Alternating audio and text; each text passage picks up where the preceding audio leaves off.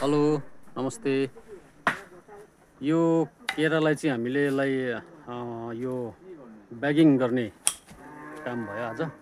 अस्ति नै पनि मैले यो केराको बारेमा अलिकति केरा देखाएको थिएँ तपाईहरुलाई र यो G9 केरा हो, हर्टिकल्चरबाट डिस्ट्रिब्युटेड। सो हाम्रोमा अलिकति अग्लो भाग छ यो केरा। यो किन हो अब यो याद भएन, यहाँनिर चियर राखेर मात्रै यसलाई ब्यागिङ गर्नुपर्ने सकिने स्थिति भइरहेको छ। अन्त यो चाहिँ ब्यागिङ भइसक्यो अहिले है। हाम्रो यहाँनिर सामदुङ हर्टिकल्चरबाट चाहिँ हाम्रो वयन भाइले चाहिँ ब्याग लिएर आइदिनु भएछ। अन्त यो केराहरूको ब्यागिङ हुँदैछ यहाँ भाइहरू आमाहरू भएर।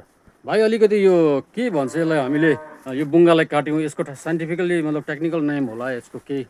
यसको चाहिँ तपाईको डिनेबलिङ भन्छ यसलाई चाहिँ। ओके, बुङ्गा काटेर फ्याक्नु। हजुर। अन्त यो तपाईले यो राम्रो गर्नु भएको छ तपाईले। हजुर। यहाँ डिसकरिङ भन्छ यसलाई चाहिँ। ओके, तपाईको मेन पार्ट मतलब मदरबोर्ड भयो यो। हजुर। अन्त त्यसको एउटा मात्रै राख्दाखेरि चाहिँ तपाईको न्युट्रिएन्टहरु चाहिँ यसले राम्रो पाउँछ। ओके ओके, एउटाले मात्रै।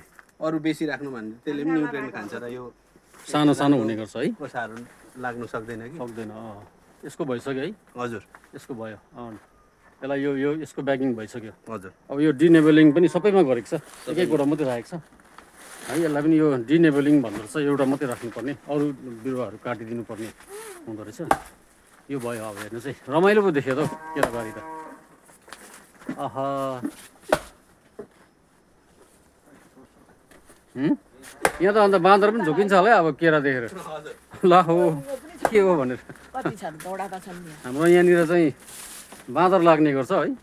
अन्त बाँदर लोथर्के भयो, त्यहाँबाट चराहरूले पनि खान्छ। अन्त त्यो चाहिँ दामी छ।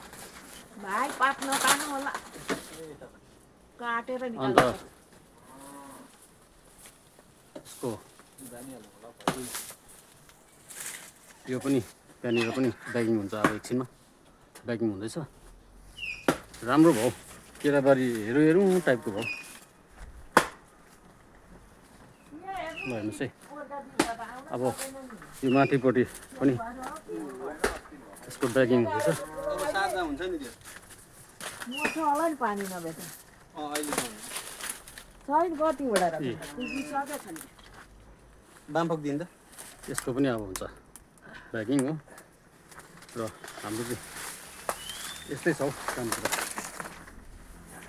ब्यागिङ हुँदैछ।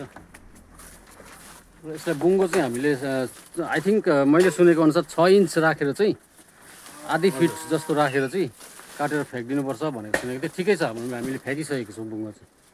अब यसलाई चाहिँ ब्यागिङ मात्रै गर्नुहुन्छ। हुन्छ। यता पावर डिपार्टमेन्ट पनि आयो त हौ। त्यतिका हुन्छ, थ्याङ्क यू। हेर्नु